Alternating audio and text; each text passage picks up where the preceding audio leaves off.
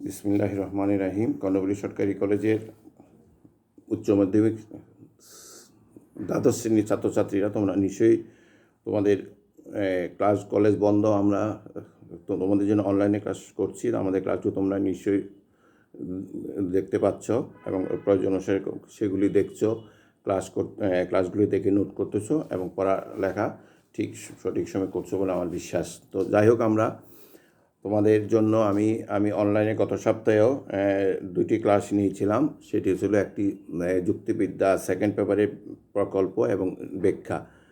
তো আজকে এখানে আমি আরেকটি ক্লাস, ব্যাখ্যা চ্যাপ্টারটি আমরা সেদিন হাফ ডান করেছিলাম, অর্থাৎ অর্ধেক শেষ করেছিলাম। আজকে আমরা এই ব্যাখ্যা চ্যাপ্টার, তোমাদের আগেও বলেছিলাম যে প্রকল্প এবং ব্যাখ্যা চ্যাপ্টারটি আমাদের যুক্তিবিদ্যা সেকেন্ড পেপার সবচেয়ে সহজ এবং সংক্ষিপ্ত। তো সেই জন্য আমরা গত ক্লাসে অর্ধেক করেছিলাম, আজকে বাকি অর্ধেক পরে এই চ্যাপ্টার শেষ করে দিয়ে তোমাদের এখান থেকে কিছু কোশ্চেন দিয়ে দিব। তো ব্যাখ্যা চ্যাপ্টার বলছে, ব্যাখ্যা কি? আমার ব্যাখ্যা বলছিলাম যে গত সপ্তাহে বলছিলাম যে কোনো জটিল বিষয়কে স্পষ্টভাবে, কোনো অস্পষ্ট বিষয়কে বা জটিল বিষয়কে স্পষ্টভাবে বর্ণনা করার নাম হলো ব্যাখ্যা। আমাদের পৃথিবীতে আল্লাহ তাআলা এত বৈচিত্র্যময় পৃথিবী দিয়েছেন, এত সব কিছুকে আমরা জানতে পারি না। আমাদের মনে সবসময় একটা কৌতূহল কাজ করে, আমরা জটিল, দুর্বোধ্য এবং রহস্যময় বিষয় সম্পর্কে জানতে চাই।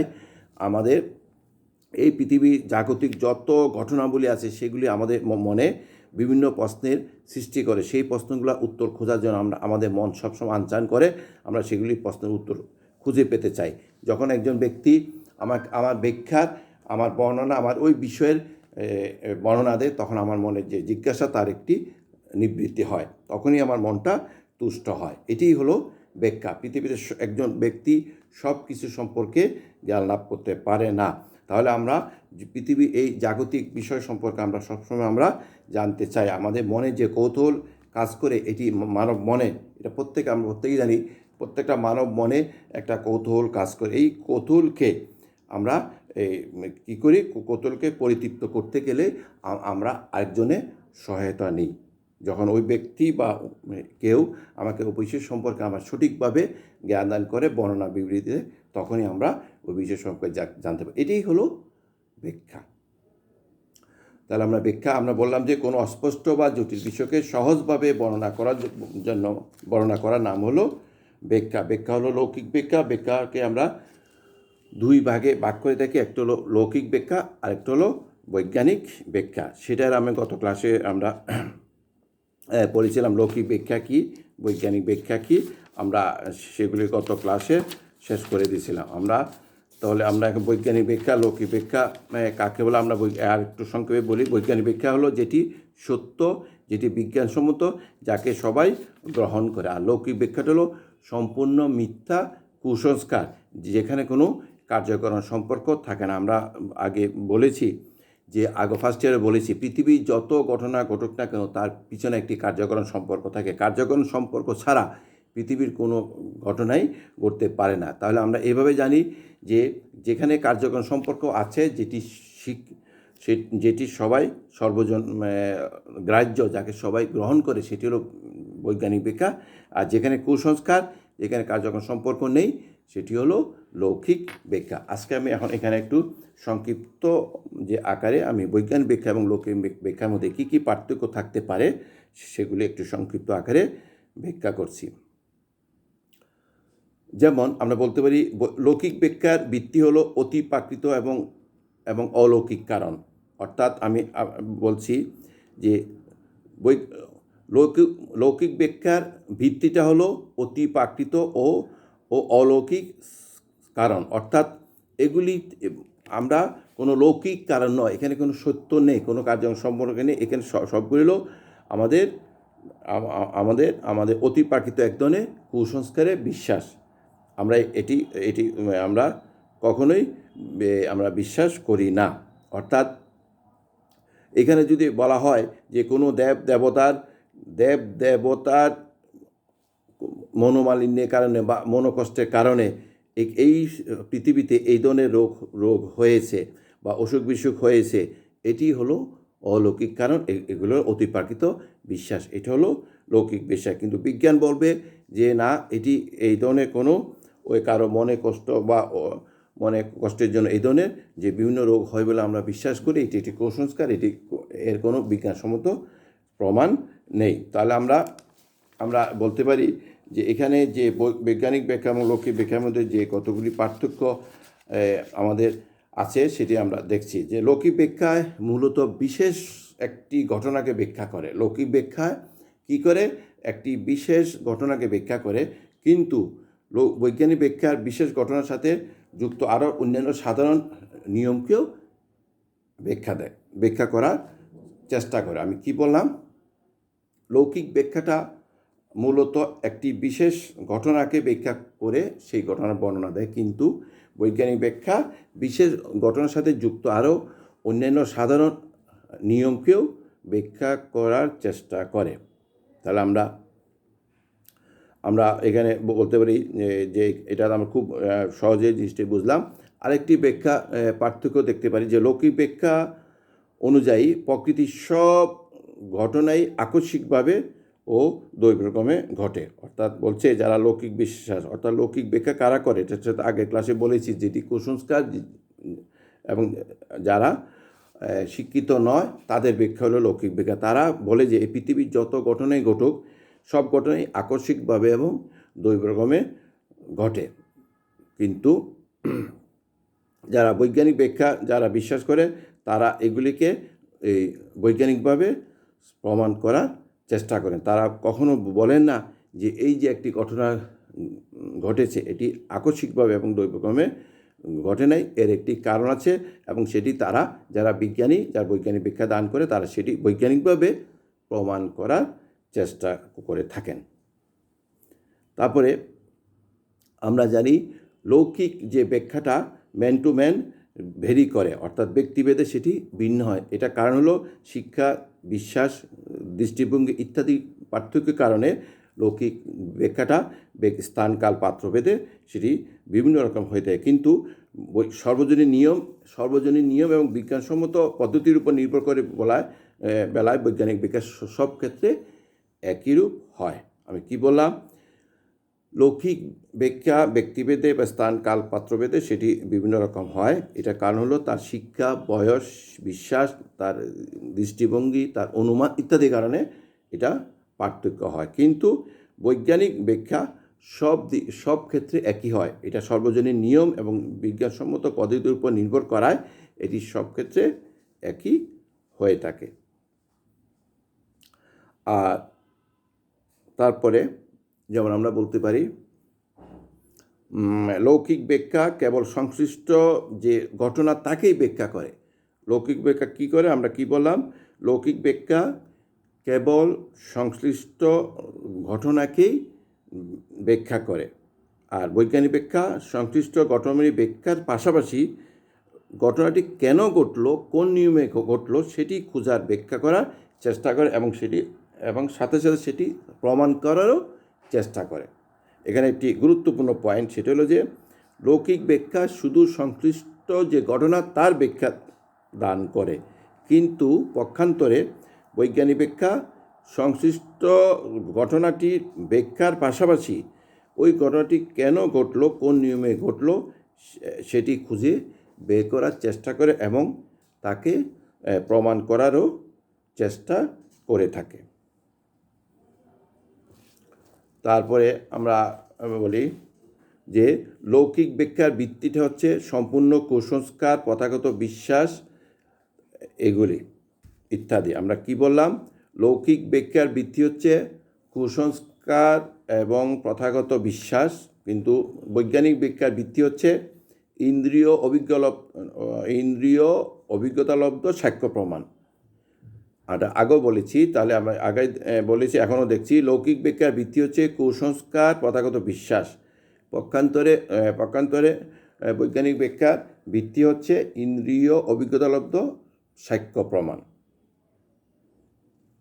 আবার আরেকটি কারণ আগে বলেছি লৌকিক ব্যাখ্যা কোনো কার্যক্রম সম্পর্ক আবিষ্কার করার চেষ্টা করে না। আর আবার কোনো ক্ষেত্রে লৌকিক ব্যাখ্যা ঘটনার কার্যক্রম সম্পর্ক আবিষ্কার করতে পারলেও কিন্তু তার ব্যাখ্যা করা হয় না, বা ব্যাখ্যার দান সম্ভব হয় না। কিন্তু আর বৈজ্ঞানিক ব্যাখ্যার ক্ষেত্রে সব ক্ষেত্রে সেটি ব্যাখ্যা বা প্রমাণ করা সম্ভব হয়। লৌকিক ব্যাখ্যা কোনো ঘটনার কারণ আবিষ্কার করে না। আমরা কি বললাম? লৌকিক ব্যাখ্যা কোনো ঘটনার কারণ কারণ আবিষ্কার করে না, কিন্তু বৈজ্ঞানিক ব্যাখ্যা তার কারণ আবিষ্কার করার চেষ্টা করে। অর্থাৎ বৈজ্ঞানিক ব্যাখ্যা কী করে?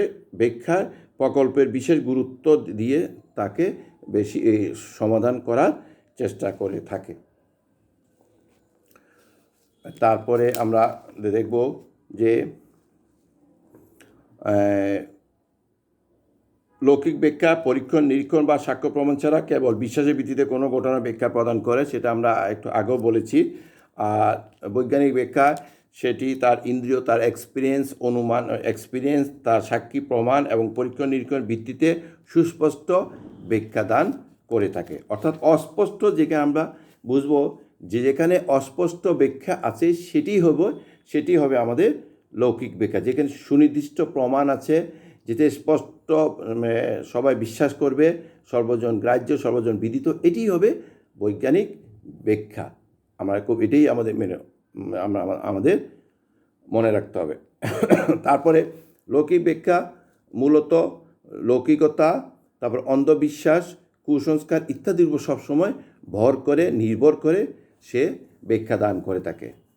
আমরা আগে তো বলেছি যে লৌকিক ব্যাখ্যা কেন ম্যান টু ম্যান বেশ। আমার বিশ্বাস, আমার কুসংস্কার, অমুকের আরেকজন ব্যক্তির কুসংস্কার কখনো এক হবে না। আমরা জানি প্রত্যেকটি মানুষের কিছু নিজস্ব চারিত্রিক গুণাবলী আছে, তার কিছু সত্তা আছে। এই সত্তার কারণে ম্যান টু ম্যান পার্থক্য হয়। আমার লৌকিকতা, আমার অন্ধবিশ্বাস, কুসংস্কার, আমার চাহিদা আরেকজনের সাথে কখনো এক হবে না। বা আমরা এটাও বলতে, একই মায়ের দুই সন্তান, দুই ভাইয়ের চারিত্রিক গুণাবলী, চাহিদা, বিশ্বাস এগুলি কখনো এক হতে পারে না। এটাই হলো লৌকিক ব্যাখ্যা। কিন্তু বৈজ্ঞানিক যে ব্যাখ্যা, এটি সব ক্ষেত্রে এক হয়, কারণ বৈজ্ঞানিক ব্যাখ্যা তাদের প্রকল্প, সংযুক্তকরণ, অবরোহ, আরোহ, শ্রেণীকরণ ইত্যাদি বিজ্ঞানসম্মত প্রক্রিয়ার সাথে সম্পর্কিত।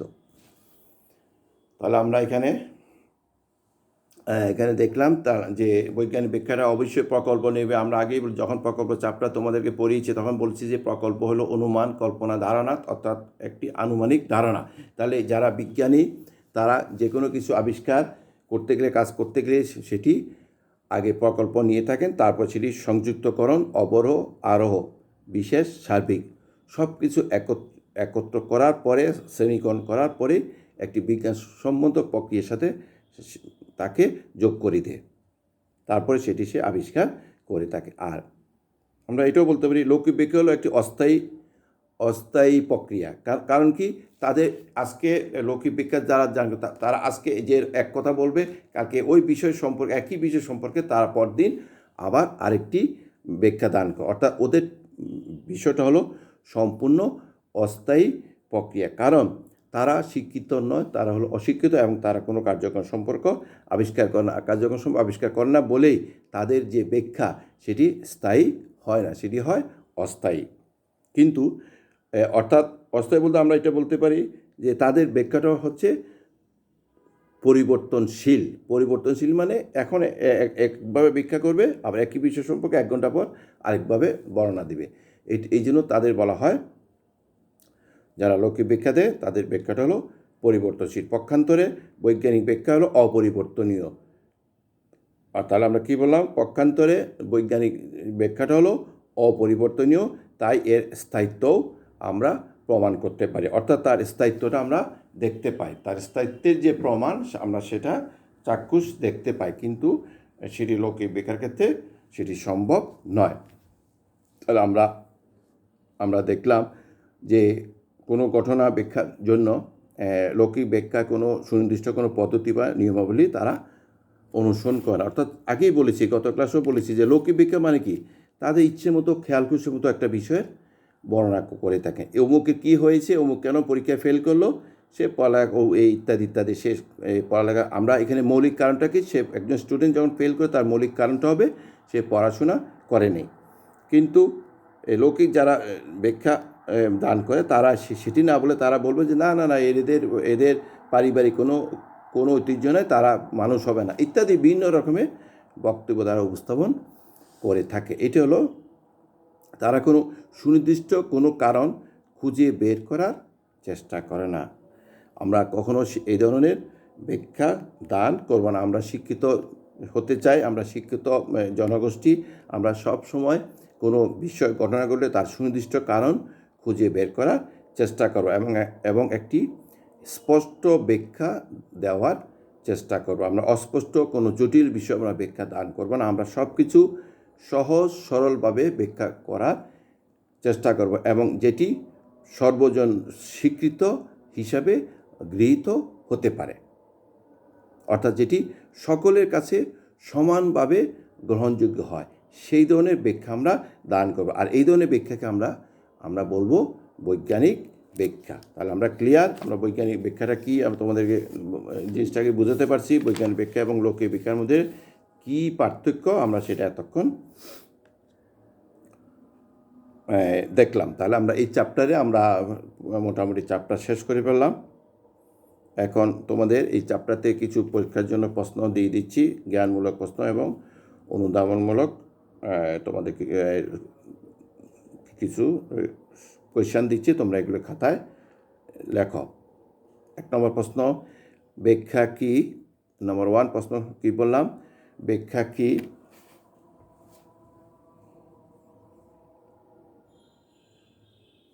তারপরের কোশ্চেন, বৈজ্ঞানিক ব্যাখ্যা ও লৌকিক ব্যাখ্যা বলতে কী বুঝো? বৈজ্ঞানিক ব্যাখ্যা ও লৌকিক ব্যাখ্যা বলতে কী বুঝো?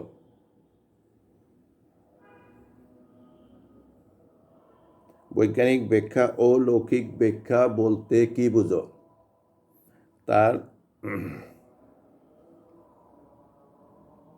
তারপরের কোশ্চেন, ব্যাখ্যা কত প্রকার ও কী কী? ব্যাখ্যা কত প্রকার ও কী কী?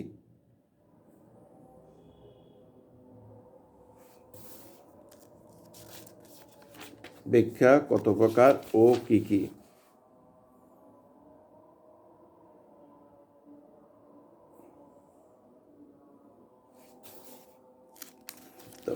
বৈজ্ঞানিক ব্যাখ্যার কয়টি রূপ ও কী কী? বৈজ্ঞানিক ব্যাখ্যার কয়টি রূপ ও কী কী?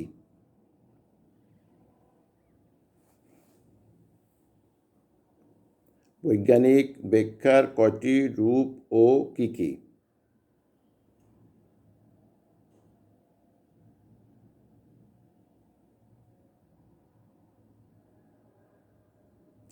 পরের কোশ্চেন, বৈজ্ঞানিক ব্যাখ্যার রূপ হিসেবে বিশ্লেষণ, সংযোজন ও অন্তর্ভুক্তি কাকে বলে? আমি কি বললাম? বৈজ্ঞানিক ব্যাখ্যার রূপ হিসেবে বিশ্লেষণ, সংযোজন ও অন্তর্ভুক্তি কাকে বলে, বা অন্তর্ভুক্তি বলতে কি বুঝো?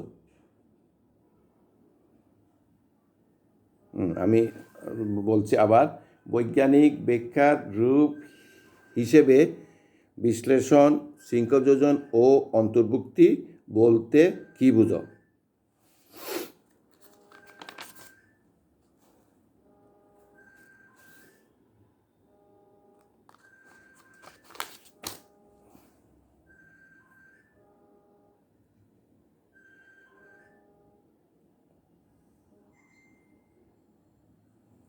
আচ্ছা, পরের কোশ্চেন, লৌকিক ব্যাখ্যার ভিত্তি কি? লৌকিক ব্যাখ্যার ভিত্তি কি?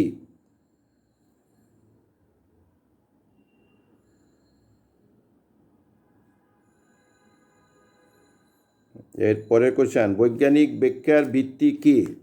বৈজ্ঞানিক ব্যাখ্যার ভিত্তি কি?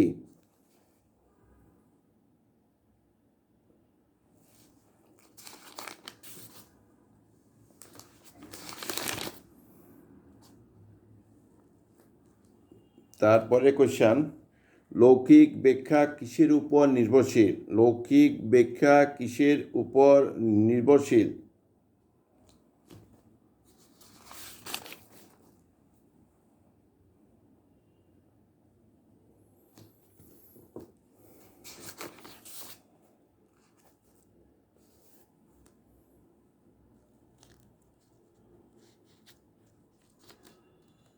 আচ্ছা, তাহলে আমরা এগুলি দেখলাম। তারপরে আমাদের এই যে বৈজ্ঞানিক ব্যাখ্যার সব ক্ষেত্রে দেওয়া সম্ভব নয় কেন? বৈজ্ঞানিক ব্যাখ্যা বা ব্যাখ্যা সব ক্ষেত্রে দেওয়া সম্ভব নয় কেন? ব্যাখ্যা সব ক্ষেত্রে দেওয়া সম্ভব নয় কেন?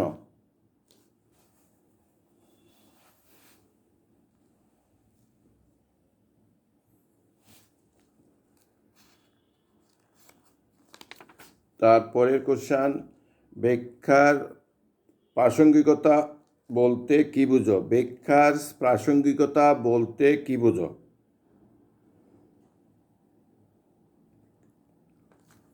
হ্যাঁ, কি বললাম, মোস্ট ইম্পর্টেন্ট একটি কোশ্চেন, যে ব্যাখ্যার প্রাসঙ্গিকতা, বা আমরা বলতে পারি ব্যাখ্যার কেন প্রয়োজন পড়ে। ব্যাখ্যার কেন প্রয়োজন পড়ে।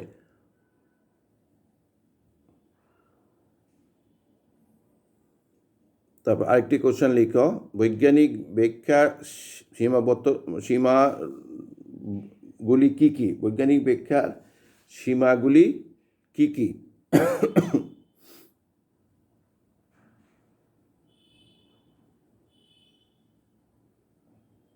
আচ্ছা, তাহলে আমরা এখান থেকে তোমাদেরকে যে কোশ্চেনগুলি সম্ভাব্য কলেজ পরীক্ষা এবং বোর্ড পরীক্ষা আসতে পারে, সেই কোশ্চেনগুলি জ্ঞানমূলক এবং অনুদানমূলক কোশ্চেনগুলি তোমাদেরকে দিয়ে দিলাম। তোমরা এগুলি এখন পড়বে, শিখবে, বই থেকে সেগুলি নোট করবে, নোট করে সেগুলি শিখে ফেলবে। আর সমস্যা যদি হয়, প্রয়োজন মনে করো, তাহলে অবশ্যই আমাদেরকে ফোন করবে। আর কলেজ করলে আমরা সেগুলি কলেজে আরও ক্লাসে বিস্তারিত তোমাদের সাথে আমরা ক্লাসে শেয়ার করব, ক্লাস করাবো। কেমন? তোমাদের এখন এখান থেকে আমরা যে প্রকল্প এবং ব্যাখ্যা, এই দুইটি চ্যাপ্টার আমি তোমাদের শেষ করে দিয়েছি, এবং এখান থেকে আমি তোমাদের সম্ভাব্য যে প্রশ্নগুলি পরীক্ষায় সাধারণত আসতে পারে, এগুলি তোমাদেরকে দিয়ে দিলাম। তোমরা এগুলো নোট করে শিখবে। আর আরেকটি কথা তোমাদেরকে বলছি, সেটি হলো যে আমি তোমাদেরকে পরীক্ষার আগে এখান থেকে যে চ্যাপ্টারগুলো আমাদের আছে, সেখান থেকে কতগুলি ইম্পর্টেন্ট, কতগুলি এমসিকিউ কোশ্চেন তোমাদেরকে আমি দিব, যেগুলি সাধারণত পরীক্ষা আসতে পারে। এদের কোশ্চেন কিছু তোমাদেরকে দিব, সেগুলি তোমরা পরীক্ষা কলেজ করলে আমরা তোমাদেরকে দিব। তোমরা এগুলি আমি দিব, সেটা শিখতে পারবে। এখন তোমাদের কাজ হলো, তোমরা বইগুলি রিডিং করবে, আর যে ক্লাসগুলো আমরা করছি অনলাইনে, আমি এবং আফসানা ম্যাডাম প্রশ্ন আমরা দিয়ে দিচ্ছি, সেগুলি নোট করে তাড়াতাড়ি সেগুলি শেষ করে ফেলো, যেহেতু তোমাদের সময় কমে আসতেছে পরীক্ষার সামনে। অতএব তোমরা এগুলো শেষ করে ফেলো। আমাদের যুক্তিবিদ্যা সেকেন্ড পেপারে, যেটি আগেও বলেছি, এখানে চ্যাপ্টার কম, পড়া টপিকসটা প্রত্যেকটা টপিক এবং ছোট ছোট। অতএব তোমরা এগুলো তাড়াতাড়ি শেষ করে ফেলো। তো তোমরা প্রত্যেকে করোনাকালীন সামাজিক দূরত্ব মেনটেন করবে, স্বাস্থ্যবিধি মেনে চলবে, স্বাস্থ্যবিধি মেনে কলেজে আসবে, মাস্ক পরিধান করবে। তো তোমাদের প্রত্যেকের সুস্বাস্থ্য কামনা করে আমি আজকের মতো ক্লাস এখানে শেষ করছি। আল্লাহ হাফেজ।